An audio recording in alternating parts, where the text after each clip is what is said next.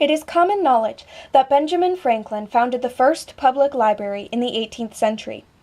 Once they grew more popular and widespread, libraries quickly became a standard across America, one that was a good mark of the status of any given town.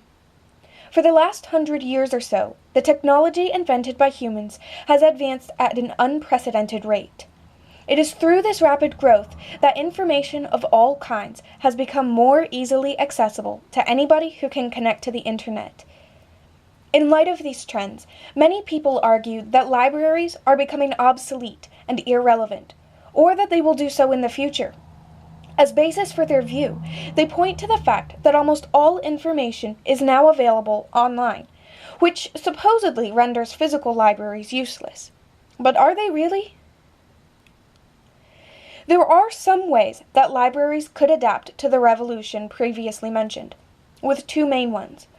Libraries can change the ways through which their patrons can access the library's information, and they can also change the types of services they offer.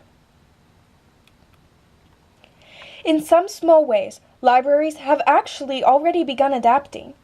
In concession to the changing ways and times, most libraries nowadays will have a website to make things easier for their patrons. Library users can then renew, request, and search for items from their own homes, but they still wouldn't be able to do that if it were not for the actual libraries themselves. Libraries also have some services that are designed to be accessed specifically online. One such service is the Ohio Digital Library. This library is made possible by the participation of countless libraries across the entire state and allows users to access thousands of books, audiobooks, and movies online that their own libraries don't necessarily offer. If it were not for the participation of all these libraries, this incredible resource would not be available. According to a 2010 article from the American Library Association, written by Jennifer Hendricks, some libraries have also begun to develop services to be accessed only from mobile devices such as tablets and smartphones. Once again, however, this service wouldn't be possible without support and participation from physical libraries. Libraries can also adapt in terms of what services they offer. One thing they can do is continue to offer physical books. Some people may find it easier and preferable to read books online through services such as the Ohio Digital Library. Many others, while it may be more convenient to read online, would actually prefer to read holding a physical book in their hands. Because of this, it is probable that there will always be a market for physical books and physical libraries. Libraries can also offer more seasonal programs that run for longer periods of time. One example of this is the Summer Reading Club, offered by many libraries across America, including the local Massillon Public Library.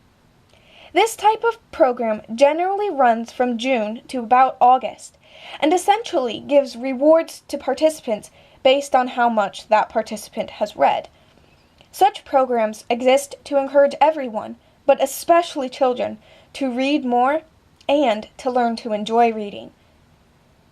In addition, libraries can also offer other types of programs that teach both kids and adults about a large variety of things such as gardening, bookmaking, cultures around the world, etc. Some libraries have begun to offer even more innovative services that have never been seen before. One way to do this is to collaborate with other organizations in order to create a more effective program. A stellar example of this, featured in the same article as previously cited, is the collaboration effort between the Public Library in Charlotte and the Children's Theater of Charlotte. Their creation is called The Loft, and gives patrons the space and resources to develop their ideas. Projects that were made using The Loft include tabletop published books and a teen-made video on dating violence. As more time passes and libraries diverge from their stereotype, they will serve more and more as places in which members of their communities can gather to study, hold discussions and events, or simply meet with other members of their community. In this way, libraries will always be a place in which the joint parts of any given community can draw closer together and possibly even make their community a better place. With all of that being said, the question still remains: can libraries effectually adapt to the information revolution? The answer is yes, they can. There is a variety of ways in which libraries can adapt to and utilize the changes that have taken place. Despite what some people may say, libraries will always be a relevant part of whatever community they are placed in, as long as they take advantage of the multitudinous benefits offered by humanity's incredible advances in technology.